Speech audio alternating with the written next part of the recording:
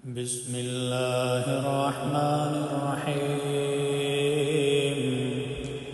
قال علمها عند ربي في كتاب لا يضل ربي ولا ينسى.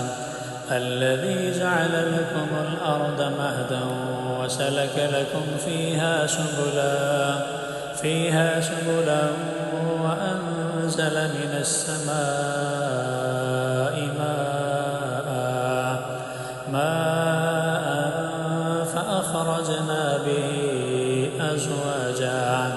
أزواجا من نبات شتى كلوا وارعوا أنعامكم إن في ذلك لآيات لأولي النهى. منها خلقناكم وفيها نعيدكم ومنها نخرجكم تارة أخرى. ولقد أريناه آياتنا كلها فكذب وأبى. قال أجئتنا لتخرجنا من أرضنا بسحرك يا موسى فلنأتينك بسحر مثله فاجعل بيننا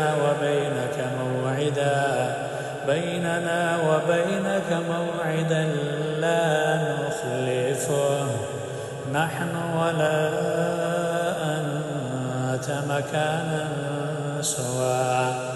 قال موعدكم يوم الزينة وأن يحشر الناس ضحى. فتولى فرعون فجمع كيده ثم أتى. قال لهم موسى ويلكم لا تفتروا على الله كذبا فيسحتكم بعذاب وقد خاب من افترى. فتنازعوا أمرهم بينهم وأسروا النجوى. قالوا إن هذان لساحران يريدان أن يخرجاكم من أرضكم بسحرهما ويذهبا بطريقتكم المثلى. فأجمعوا كيدكم ثم أتوا صفا. وقد أفلح اليوم من استعلى.